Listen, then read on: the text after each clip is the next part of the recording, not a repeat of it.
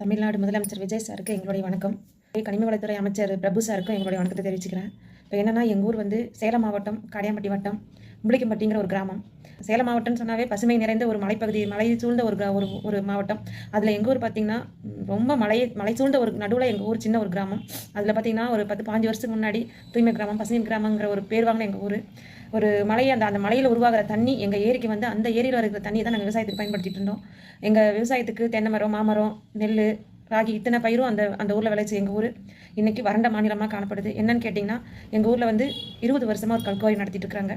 அந்த கல்குவாரி வந்து முறையானபடி நடத்தலை. ஏன்னு கேட்டிங்கன்னா, அதுக்கு பாதையே இல்லாத ஒரு கல்குவாரிக்கு டெண்டர் கொடுத்துருக்காங்க. ரெண்டு கல்குவாரி நடந்துட்டு இருக்குது.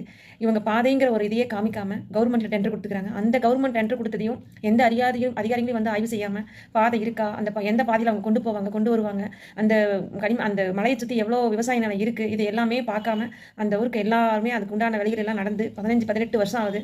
எங்கள் ஊருக்கு தண்ணின்னு ஏரிக்குள்ளே வந்து அது என்னன்னு கேட்டிங்கன்னா, எங்கள் ஊர் ஏரி வழியாக ரோடு போட்டு அந்த ஏரியில் அந்த மலையிலேருந்து வர ஓட தண்ணி வழியாக தான் லாரி போகும். ஏரிக்குள்ளே போய் ஓட வழியாக உள்ளே போய் அந்த ஊத்து மூளை, ரெண்டாவது பார்த்திங்கன்னா அந்த மலையிலேருந்து வர அத்தனை தண்ணி இடத்தையும் அவங்க அடைச்சி அந்த கல்குவாரி குழியில் அவங்க திருப்பி விட்டு அந்த இடத்துல அவங்க வந்து அந்த தண்ணியை கல்குவாரிக்கு பயன்படுத்திட்டாங்க.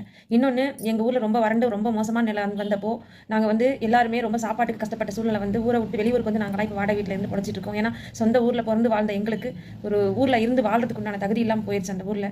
ஏன்னா அவங்கக்கிட்ட விவசாய நிலத்தை வச்சு நாங்கள் வாழ்ந்துட்டு இருந்தோம். ஆடு மாடு இந்த மாதிரி விவசாயத்தை வச்சு நம்பி வாழ்ந்த எங்களுக்கு எந்த ஒரு இது இல்லாமல் போனதுனால எங்களுடைய விவசாய நிலத்தை கூட நிறைய பேர் அந்த இடத்துல நாங்கள் முதல் கொண்டு நிறைய பேர் அங்கே வந்து அவங்க கம்மி ரேட்டுக்கு நாங்கள் கொடுத்துருக்குற விலைக்கே வாங்கிட்டாங்க.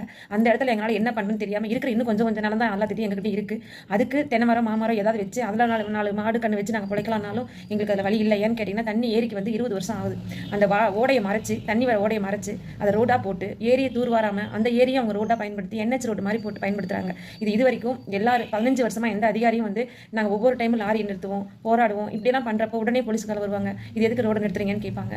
இல்லை, எங்களுக்கு எங்கள் ஊருக்குள்ளே வந்து அவங்க உள்ள நுழையிற இடத்துலையே balwadi school, government school, panchayat office, நூலகம், விஓ ஆஃபீஸ் இதையெல்லாம் தாண்டி ஒரு ஊருக்குள்ளே தான் அந்த வந்து கிராம பஞ்சாயத்து ரோடு 15-20 அடி ரோடுக்குள்ளே தான் அந்த வண்டி போகுது. எங்களுக்கு தண்ணி பிடிக்கவோ நாங்கள் நடக்கவோ எந்த ஒரு அந்த இடத்துல எங்களுக்கு இது இல்லாதனால அப்பப்போ நாங்கள் வண்டி நிறுத்தி போராட்டம் பண்ணனாலும் இது அவங்க ரோடு இது மறைக்கக்கூடாது, மறைச்சிங்கன்னா கேஸ் போட்டுருவோம் அப்படின்னு எங்களுக்கு எவ்வளோ டைம் எங்களை வந்து மிரட்டியிருக்காங்க.